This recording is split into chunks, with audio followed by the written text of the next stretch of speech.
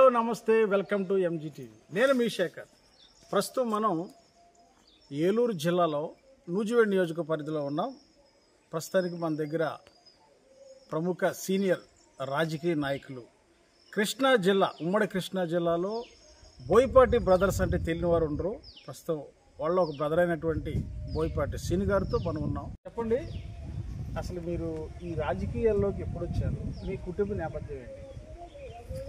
పల్లెటూరులో రాజకీయాలు ఏముంటుందిలే కానీ నేను స్కూల్ అప్పటి నుంచి కొద్దిగా ఇంట్రెస్ట్గా నలుగురు నా ఎమ్మట ఉండాలి, లేదా నలుగురికి మంచి చేయాలనే ఇది మీద స్కూల్లో సిపిఎల్, ఎస్పిఎల్ అప్పటి నుంచి తిరుగుతూ ఉండేవాడిని. తర్వాత ఆ తిరుగుడే కొద్దిగా గాలితనం అయింది. ఇప్పుడు రాజకీయ నాయకులు అయింది, కానీ అది పెద్దగా ఇదేమి లేదు. అది కాకపోతే మా నాన్నగారు కమ్యూనిస్ట్ పార్టీ కింద ఉన్నారు. వెంకటేశ్వర గారు కానీ, మా నాన్నగారు సత్యనారాయణ గారు కానీ వాళ్ళెంబడ చూసుకుంటూ వచ్చాం. తర్వాత అనుకోకుండా రాజకీయాల్లోకి ఎంటర్ అవటం. ప్రతాప్ గారు ఇండిపెండెంట్ అప్పుడు ఫస్ట్ అసలు తెలుగుదేశం, మేము ప్రతాప్ గారు అంటే నూజివీడు ప్రతాప్ గారు ఏమంట తిరుగుతూ ఉండేవాళ్ళం. తర్వాత తెలుగుదేశం ఫస్ట్ నుంచి మా అన్నయ్య గారు వాళ్ళు కూడా తెలుగుదేశం. అయితే మేము కోటగిరి హనుమంతరావు గారితో మనస్పర్ధలు వచ్చి హనుమంతరావు గారితో విభేదించి కొద్దిగా ప్రతాప్ గారికి దగ్గరగా ఉండేవాళ్ళం. ఇక అప్పటి నుంచి ఆయన గ్రూప్ కింద ఉండటం జరిగింది. దగ్గర ఆయన 98లోనో ఎప్పుడో ఇండిపెండెంట్గా పోటీ చేశాడు. అప్పుడు నుంచి ఈ రోజు వరకు కూడా ప్రతాప్ గారు ఏ పార్టీలో ఉంటే ఆ పార్టీలో వండుకుంటూ వచ్చాం. అది జరిగింది. సార్ చెప్పండి, మేము విన్న ప్రకారం మీరు ప్రతాప్ గారితో నడుస్తున్నారని చెప్పారు 98 నుంచి. మరి ఇటీవల కాలంలో మీ బ్రదరు టీడీపీకి వెళ్ళారని తెలిసింది. దీని మీద మీరేమంటారు?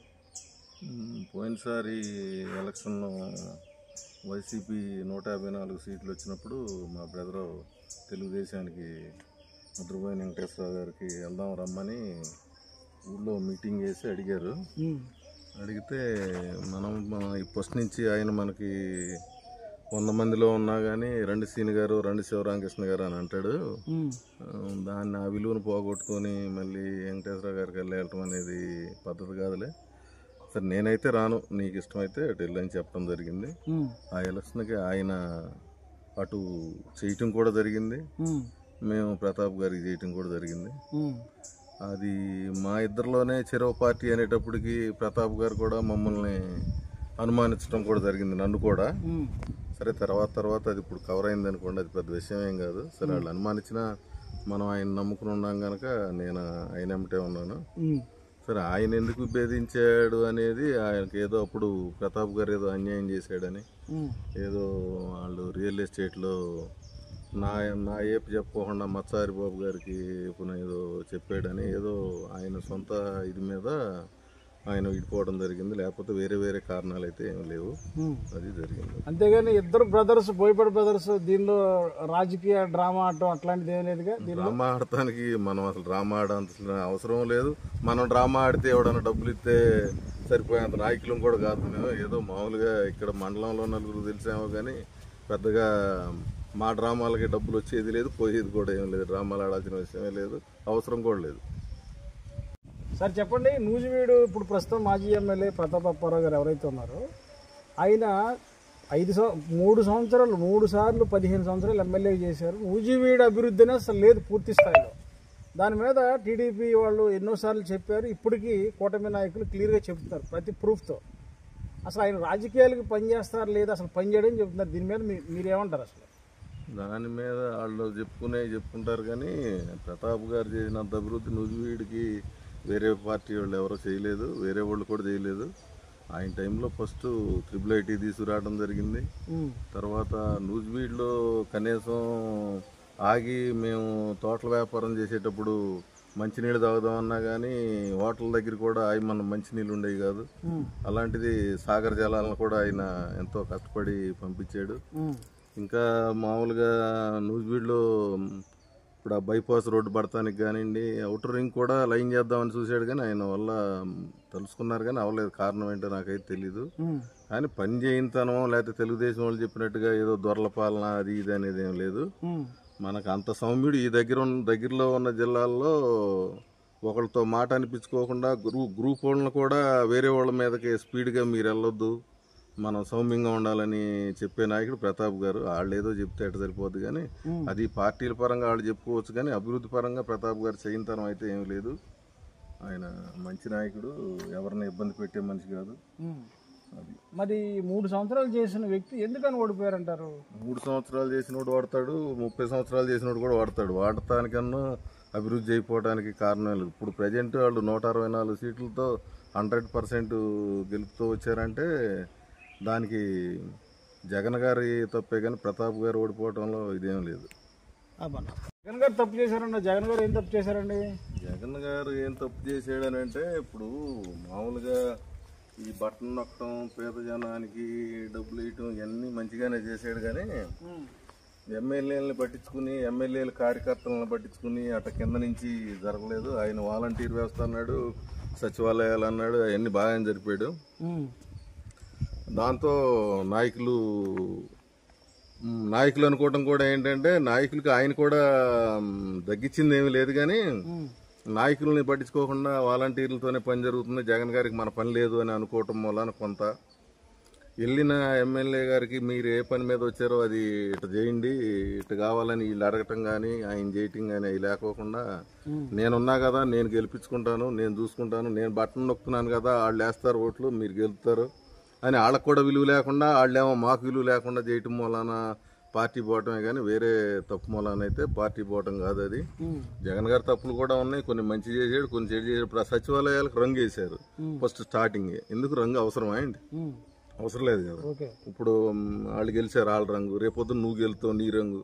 ఇవన్నీ రంగులు ఈ చిన్న చిన్న తప్పుల మూలాన కొంత జనంలో ఇది కలిగింది. ఏదో 1-2 సార్ల నాయకులు కూడా, వైసీపీ నాయకులు కూడా అంతేకాదు, మరీ ముఖ్యంగా 70-80 మంది ఎమ్మెల్యేలను కూడా పక్క నియోజకవర్గాలను మార్చేయటం, అది ఇది మీద ఆ గలిబిలే కొంత ఆగం జరగడం జరిగింది. అది కూడా గమనిస్తే మంచిది జగన్ గారు. అంత తప్ప వేరే మనం చెప్పేది కారణం కార్యకర్తలు అని క్లియర్గా చెబుతున్నారు. దాని మీద మీరే ఉంటారు. కార్యకర్తలని చెప్పటం కదా, వాళ్ళకి కొంతమందికి మనల్ని పట్టించుకోలేదు అనేది వచ్చింది. పట్టించుకోకపోవడం అంటే జగన్ గారికి ప్రతి ఊళ్ళో ఉన్న కార్యకర్తలు ఎక్కడ తెలుస్తారో తెలవరు కదా. ఆల్రెడీ ప్రతి నియోజకవర్గం ఎమ్మెల్యే గారికి మెయిన్ ప్రోత్సహిస్తే ఎమ్మెల్యే గారు కార్యకర్తలను పట్టించుకోవడం, ఒకళ్ళేమిటో వాళ్ళ కింద దాకా వచ్చేది, కానీ డైరెక్ట్గా జగన్ గారు పలానా ఊళ్ళో కార్యకర్త ఉన్నాడు రమ్మని అనరు కదండి. ఆ విధంగా మొత్తం భారతదేశం మొత్తం రాజకీయం అంతా ఒక జగన్ వైపే తిరుగుతుంది.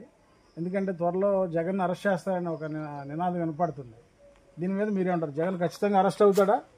జగన్ అరెస్ట్ చేయలేరని చెప్పలేం, కానీ చేసినా కూడా ఆయనకి ఏం కాదు. ఎందుకంటే మామూలుగా ఇంతకుముందే సోనియా గాంధీ అధికారంలో ఉండగానే ఢిల్లీ వెళ్ళి నువ్వు చేసేదేముంది, చేసేదాన్ని చేసుకో అని 16 నెలలు 17 నెలలు జైల్లో ఉండొచ్చేది. ఇప్పుడు వీళ్ళేదో ఒట్టి కేసుల్లో 1-2 నెలలు లోపల వేసినా బయటకు వేసినా అతనికి పోయేది ఏమీ లేదు, వచ్చేది కూడా ఏం లేదు. ఇంకెంతో కొంత ఇప్పుడున్న పార్టీకే మైనస్, కానీ దానివల్ల ఉపయోగం ఏం లేదు. దానికంటే ఇప్పుడు వీళ్ళు ఇచ్చిన హామీలు కరెక్ట్ చేసుకుని మళ్ళీ ఓట్లు అడిగి ఆ విధంగా మేము అమలు చేసామని చెప్పి ఓట్లు అడిగితే కూటమికి ఏమన్నా 4 ఓట్లు పడతాయేమో, కానీ లేకపోతే ఇప్పుడున్న పొజిషన్లోనైతే జగన్ గారికి చాలా ఫేవర్గా ఉందని మేము అనుకుంటున్నాం. అది దాన్ని బట్టి ప్రభుత్వం ఇచ్చింది. సూపర్ 6లో భాగంగా సూపర్ 6 ఇచ్చేసామని చంద్రబాబు గారు అన్నారు. ఒకవేళ సూపర్ 6 ఇవ్వలేదన్నవాడు 4 మందం అంటున్నారు. దీన్ని మీరు ఎలా చూస్తారు? 4 మందమైనా పలసనైనా ఆయనకి ఎప్పుడూ ఇంట్లో లోను ఒంట్లో లోను బంగారం లోన్లు అన్నీ తీసేస్తానని లోగడ ఎలక్షన్లకే చెప్పాడు. ఒకసారి గెలిచాడు, మళ్ళీ ఓడిపోయాడు. ఇప్పుడు మొన్న మళ్ళీ సూపర్ 6 అన్నాడు, గెలిచాడు. సూపర్ 6లో కూడా ఒక 4-3 ఇచ్చినట్టున్నారు. అయినా పర్లేదు, జగన్ గారు ఈ మధ్య కేకలేయటం మూలంగానే ఈ కూడా ఇచ్చారని అనుకుంటున్నాం మేము. ఈయన కేకలేస్తూ ఉంటే ఆయన ఇస్తూ ఉంటాడు, పని జరుగుతూ ఉంటుంది. రేపు ఇంకా 4 సంవత్సరాల దగ్గరికి ఉంది ఎలక్షన్ వచ్చేటప్పటికి. అప్పటికి జనానికి ఎవరు ఒట్టి మాటలు చెప్పారా, ఎవరు గట్టి మాటలు చెప్పారా అనేది తెలిసిపోద్ది. దాన్ని బట్టి నిర్ణయం తీసుకుంటారు తప్ప ఇప్పుడు ఎవడ గెలిచేది ఎవడ వచ్చేది ఈ రెడ్ బుక్కులు బ్లూ బుక్కులు ఇవన్నీ అయ్యే పంచాయతీ కాదు ఇది. పోతే సౌమ్యంగా ఉండి పనులు చేయటం కానీ, పథకాలు ఇవ్వటం కానీ ఇవన్నీ చేసుకుంటే మంచిది. అంటే ఇప్పుడు జగన్ గారు బయటికి అడగటం వల్ల ఇది జరుగుతుందంటారా?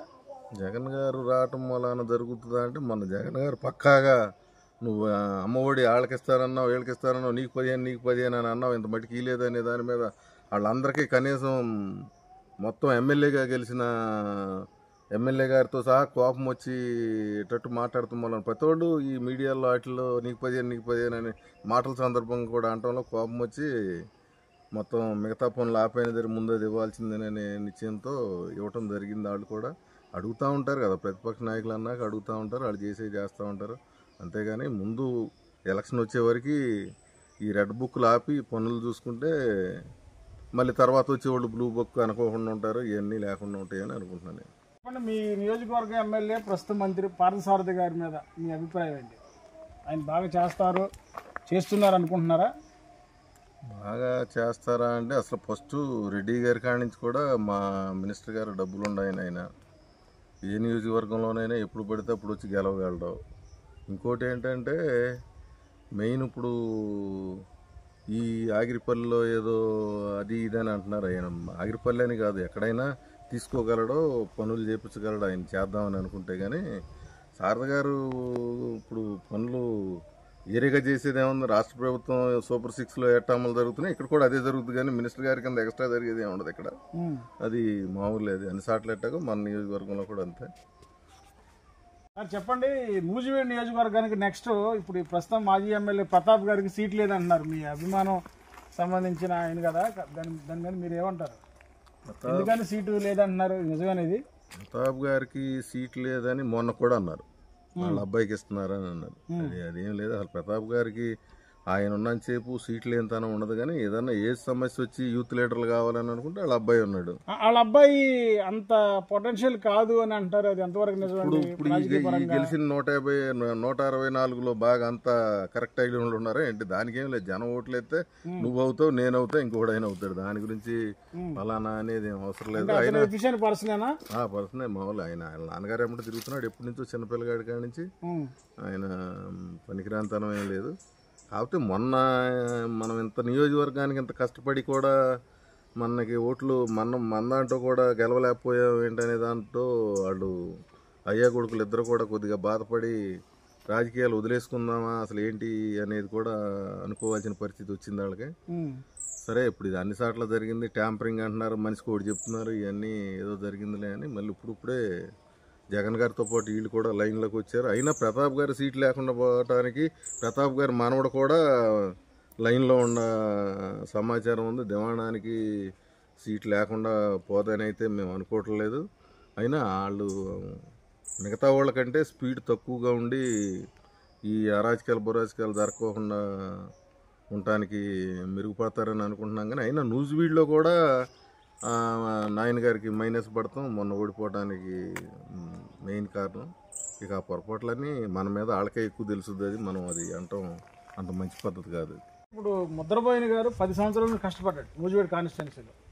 ముద్రబోయిన గారు బీసీ నాయకుడిగా చాలా పనులు చేశారు, ఇన్ఛార్జిగా ఉన్న కూడా చాలా పనులు చేశారు.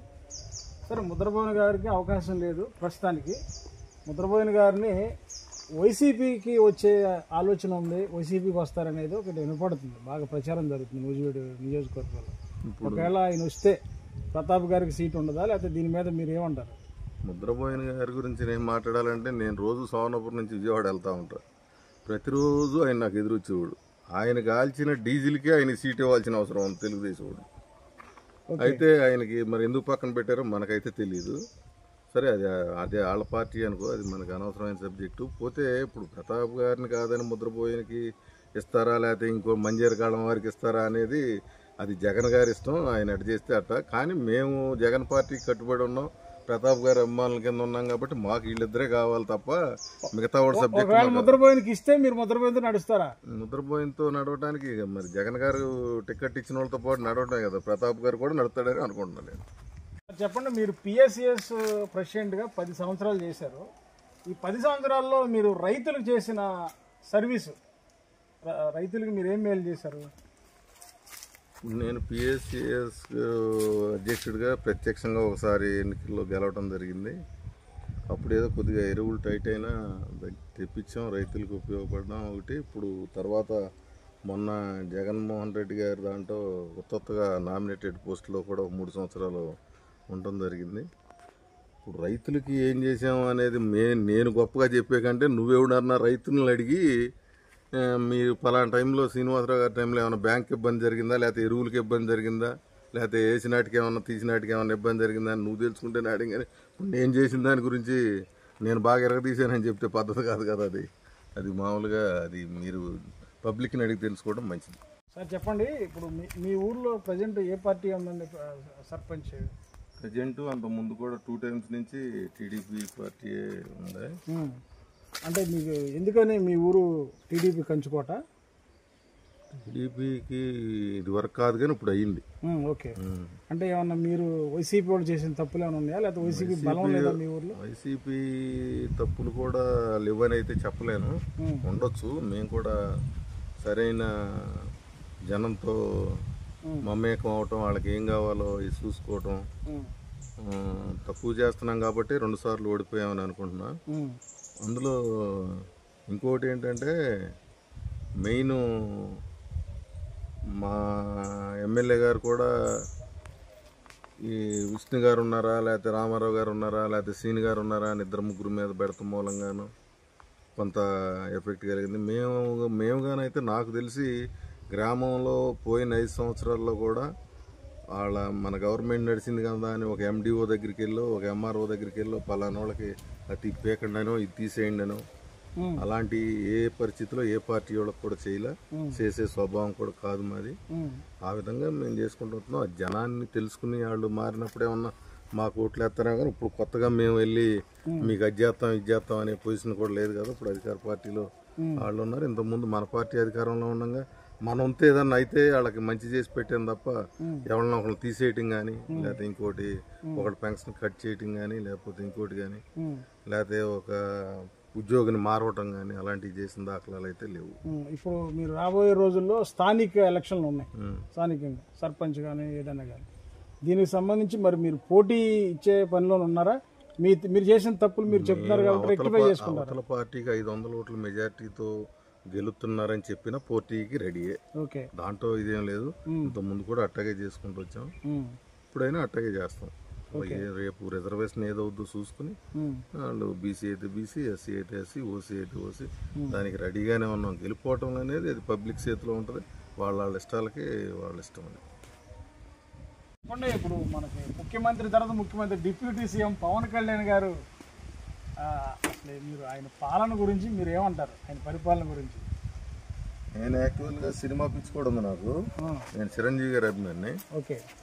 పవన్ కళ్యాణ్ గారు కూడా మరి ఆయన తమ్ముడే కాబట్టి అభిమానం లేనితనం లేదులే. కానీ ఇప్పుడు అయినా 100% స్కోర్ రేటింగ్లో ఉన్నాడు ఆయన. ఎక్కడి నుంచి ఉన్నా ఏ ఊరు వెళ్ళినా 100% కొట్టేస్తున్నాను అనే దాంట్లో ఉన్నాడు. కానీ చిన్న మిస్టేక్ ఏంటంటే ఇప్పుడు ఆ రైస్ మినిస్టర్ ఎవరో మన ఆయన కొద్దిగా చిన్న పొరపాటు చేసాడు. ఆయన ఆ వ్యాన్లో వీళ్ళు సంపాదించింది లేదు చచ్చింది లేదు వ్యాన్లు ఆపేసాడు. కానీ ప్రతి ముసలమ్మ పొడుసమ్మ కూడా ఈడు మొదలారా వ్యాన్లు తీసేసారేంటని దానికి కారణం వాళ్ళని చెప్పుకుంటున్నారు. అది నాకు కరెక్ట్గా తెలియదు, అది వాళ్ళని చెప్పుకుంటున్నారు. ఆ మినిస్టర్ ఆయన కాబట్టి వ్యాన్ తీసేయటం వలన ముసలం ముక్క కొద్దిగా యాతన పడుతున్నారు కదా. అంటే బడ్జెట్ వల్ల ఇది అనవసరంగా జగన్మోహన్ రెడ్డి కావాలని చేశారు. దీనివల్ల జగన్మోహన్ రెడ్డి గారు కావాలని చేసాడు, వద్దనుకుని చేసాడు. ఆయన చేసినట్టునే ఇప్పుడు వీళ్ళు ఫాలో అవుతుంది దగ్గర. అయితే పేర్లు మార్పు ఉండొచ్చు, ఇంకోటి ఉండొచ్చు.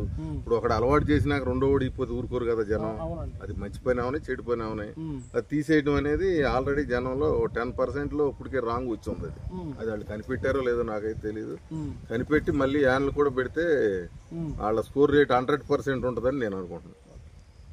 మీ విషయంలో ఒక వార్త విన్నాం, మీరు ఎలక్షన్స్ అప్పుడు మీ ఇంటి మీద దాడి జరిగిందని, అద్దాలు పగలు కొట్టి రాత్రిపూట ఏదో గొడవ జరిగిందని అన్నారు. ఇది ఏంటి సార్ ఇది విషయం? అంటే ఎందుకు జరిగింది? అసలు ఏ విషయంలో మీకు జరిగింది? న్యాయం జరిగిందా, లేదా ఎవరిని సంప్రదించారు? మేమైతే ఎవరిని సంప్రదించలా. జరిగింది జరగటానికి కారణం కూడా మా అబ్బాయిది ఉంది. సరే మా అబ్బాయిది ఉంది అని మా ప్రెసిడెంట్ గారికి కూడా ఇట్లా మా ఓడిదే తప్పు ఉంది, మనిషి మీదకి వెళ్ళకూడదు కదా అని చెప్పాను. నేను చెప్తే పొద్దున్నే మాట్లాడదాం నేను వస్తానని చెప్పాను. మరి ఆయన కూడా వాళ్ళకి చెప్పడం జరిగింది. వాళ్ళు వినలేదు, వచ్చారని అన్నారు. వాళ్ళు వినుకోకుండా వచ్చారు, ఒక 100 మంది వచ్చారు. ఏదో కారు అద్దాలను ఇంటి తలుపులు కాడికి వచ్చి కొట్టారు, అవి చేశారు. కానీ ఇప్పుడు అది పెద్ద లెక్కలేదు కదా, అంత మర్చిపోయాం మేము. దాని గురించి ఏం లేదు. ఇప్పుడు ఆయన నేనైతే ఇష్యూ జరగగానే మా ఓడిదే తప్పు ప్రెసిడెంట్ గారు వాళ్ళు ఎట్ట చేశాడో పొద్దున్నే కూర్చుని మాట్లాడదామని అన్నాను. ఆయన కూడా అట్టాగేనన్నాడు. అని తర్వాత నేను ఆపితే కూడా ఆగలేదండి, వాళ్ళు వచ్చేసారు అది ఇది అని అన్నారు. అది ఏదో ఎలక్షన్ పోటీ కాబట్టి అందరూ కంగారులో ఉన్నారు, వచ్చారు. దాని గురించి మేమేం అనుకోవట్లేదు, దాని గురించి మర్చిపోయాం ఏదో, అంతేగాని దాని గురించి. ఇప్పుడు మీ మీ మండలంలో టీడీపీ వైసీపీ నుంచి టీడీపీకి ఎక్కువ శాతం వలసలు వెళ్తున్నారు, ఈ ప్రతాప్ నాయుడు వల్ల మనం వేస్ట్ ఏం చేయలేడు అనే పరిస్థితిలో మొత్తం కూటమి నుంచి సారథి గారి ఆధ్వర్యంలో వెళ్తారని ఒక ట్రోల్ నడుస్తుంది. దీన్ని మీరు ఎలా చూస్తారు? ప్రతాప్ గారు ఏం చేయలేడు, మనం వెళ్దామని అనుకోవడానికి ప్రతాప్ గారి మూలంగానైతే ఈ పార్టీకి వెళ్ళిపోయేవాళ్ళు. అంటే ప్రతాప్ గారి మూలాన్ని కాదు, పార్టీ వైసీపీ పార్టీ చేసిన పనుల గురించి కానివ్వండి, ఇప్పుడు జగన్ గారు ఏదన్నా ఫలానా రైతులకు జరిగిన అన్యాయం గురించి ప్రశ్నించడానికి వస్తే తలుపులు తీసుకొచ్చే జనాన్ని చూసి కానీ ఇప్పుడు ఎవడో వైసీపీలో నుంచి టీడీపీలోకి వెళ్దామని సాహసం చేయట్లేదు. ఇంత ముందంటే ఉందేమో నాకైతే తెలియదు, కానీ ఇప్పుడైతే అటు నుంచి ఇటు వైసీపీలోకి ఎప్పుడు వద్దామని చూసేవాళ్ళు అయితే ఉన్నారు. కానీ మా పార్టీలోనైనా ఏ పార్టీలోనైనా ఇప్పుడైతే ఆ అవకాశం లేదని అనుకుంటున్నాను నేను. సార్ చెప్పండి, ఇప్పుడు మీ ఇద్దరు బోయపాటి బ్రదర్స్ కలిస్తే చాలా అద్భుతమైన రిజల్ట్ సాధించవచ్చని జనాల్లో గ్రామాల్లో మేము తెలుసుకున్నాం. మీరు కలిసే ఆలోచన ఉందా లేదా? పార్టీ పరంగా పార్టీ పరంగా కలిసేది ఇప్పుడు అసలు మా అన్నయ్య ఏదో బెంగళూరులో ఉంటున్నాడు, ఆయన పిల్లల చదువుల గురించి ప్లస్ ఏదో బిజినెస్ దాని మీద ఉంటున్నాడు అక్కడ. ఇప్పుడు మేము విడిపోయింది ఏం లేదు, లేకపోతే చిరొక మాట అనుకునేది ఏం లేదు. ఇప్పుడు పార్టీలు కూడా మేమిద్దరం కలవంగానే మాకు ఊకే వేసే పరిస్థితి కూడా జనంలో లేదు. జనం చాలా ముందుకున్నారు. అసలు వాళ్ళు లేకపోయినా ఎవరు లేకపోయినా జరిగే అంత యూత్ ముందు బయలుదేరి ఉంది. దానికి మేము అట్టేం అనుకోవట్లేదు, అసలు ఆ ఆలోచన కూడా లేదు. సార్ చెప్పండి, మీరు దాదాపు 30-35 సంవత్సరాలుగా ఈ మామిడికాయ వ్యాపారంలో ఉన్నారు, రైతుగా, బిజినెస్ మ్యాన్, వ్యాపారవేత్తగా ఉన్నారు. లాస్ట్ ఇయర్ మామిడికాయకి భయంకరమైన నష్టం వచ్చింది. దీనిలో భాగంగా మామిడికాయ రైతులకి మీరు ఇచ్చే సలహాలు, సూచనలు ఏంటి? మామిడికాయలుకి దగ్గర దగ్గర నేను 40 సంవత్సరాల నుంచి ముఠాలను పెట్టి వాళ్ళతో పాటు నేను కూడా కూలికి వెళ్ళిన వాళ్ళతో పాటు కొయ్యటం, పాదులు చేయటం ఇవన్నీ జరిగినాయి. కానీ ఇప్పుడు 40-30 సంవత్సరాల నాడు కూడా ఒక బండికి 50,000 వచ్చిన రోజులు ఉన్నాయి మేము నాగపూర్ తోలేటప్పుడు కూడా. ఇప్పుడు కూడా ఆ 40-50,000 బండికి రాని టైం కూడా ఉంది. మామిడికాయలు ఏమున్నాయి, క్వాలిటీ ఉంటే రేట్ వస్తుంది, క్వాలిటీ లేకపోతే పోతుంది. ఎక్కువ కాసినట్టు డౌన్ అమ్ముతూ ఉంటుంది. ఇవన్నీ అది ప్రకృతి మీద ఆధారపడేది. కానీ అది ఎవడో జగన్ గారి మూలానో లేకపోతే చంద్రబాబు గారి మూలానో అది రైట్ అవడం అనేది జరిగేది కాదు. అంటే మొన్న జగన్ గారు వెళ్ళటమే టూర్కి మామిడికాయ రైతులు లేదంటే మరీ టన్ను 2,000-3,000 అవుతుందేమో, ప్రభుత్వం ఎంతో కొంత ఆదుకుంటే మెరుగవుద్దనే దాని మీద ఆయన వెళ్తే వెళ్ళుండొచ్చు. కానీ దానికి ఇది పంట ప్రకృతి మీద ఆధారపడింది కాబట్టి దాన్ని అది అన్లిమిటెడ్, అది మనం చెప్పేది కాదు, చేసేది కూడా కాదు. జగన్ గారు నెక్స్ట్ గెలవలేని పరిస్థితి ఉంది, పొత్తుతోనే వస్తాడని చెబుతున్నారు. దీని మీద మీరేమంటారు? నిజంగా పొత్తు పెట్టుకుంటాడు ఆయన? ఇప్పుడు జగన్మోహన్ రెడ్డి గారు గెలవలేడని, లేకపోతే చంద్రబాబు గారు భూస్థాపితం చేస్తానని, లేకపోతే ఇదని అదని అనుకునేవాళ్ళు అనుకుంటారు. కానీ పొత్తు ఎవడన్నా నా పోటోడు నీ పోటోడు వస్తానన్నా కానీ జగన్మోహన్ రెడ్డి గారు కుదరదండి. నేను చేసిన పనుల గురించి, నేను చేసిన మంచి లక్షణాల గురించి, అసలు పోయిన ఎలక్షన్లో ఒక మాటకే మేమందరం కార్యకర్తలను శుభ్రంగా అయిపోయాం జగన్మోహన్ రెడ్డి గారి మూలంగా. ఏంటంటే ఏం మాట అంటే, నేను నా మూలంగా మంచి జరిగి ఉంటేనే ఓటేయండి లేకపోతే అవసరం లేదన్నాడు మా రెడ్డి గారు. అది నిజం ఎక్కడైంది? ఆ మాటను నమ్ముకుని మేము ఒంటో ఇంటో అన్ని కాస్తే మొత్తం అంతా కార్యకర్తలంతా రోడ్డు మీద పడిపోయారు. మేము గెలిచింది లేదు, 11 సీట్లకు పడిపోయాం. ఆ కారణం చేత కార్యకర్తలు దెబ్బతింటం ఎక్కువ జరిగింది. పోతే ఇంకోటి ఏంటంటే, ఇప్పుడు ఎవరన్నా కొత్తగా కలుపుతానన్నా కలుపుకుందాము అనే ఉద్దేశం, స్వభావం గల మనిషి అయితే జగన్మోహన్ రెడ్డి గారు కాదు. ఆయన సింగిల్ గానే వస్తాడు. ఓడిపోయినా సింగిలే, సింహం సింగిల్ గానైనా ఓడిపోవటమే, గెలిచినా సింహం సింగిల్ గా గెలవటమే, అంతేదండి. ఏంటంటే మీరు ఇలాంటి మూల పల్లెటూరులో కూడా వచ్చి మన ఈ ఊరంటే కాకపోయినా మిగతా చిన్న చిన్న ఊర్లు కూడా వెళ్ళి మీ టీవీతో రాజకీయం వచ్చినా రాకపోయినా, భాష మాట్లాడటం వచ్చినా రాకపోయినా వాళ్ళందరినీ నిద్రలేపి మాట్లాడించి నలుగురికి మన మంచి చెడు తెలిసేటట్టు చేస్తున్నందుకు గాను మంజరగడానికి ముఖ్యంగా కృతజ్ఞతలు తెలుపుకుంటూ, మీరు ముందు పనికిరాని మ్యాటర్లు అయ్యి రాకోకుండా అన్ని పనికొచ్చే జనానికి అందిస్తారని అనుకుంటూ నా నమస్కారాలు తెలుపుకుంటూ సెలవు. Thank you.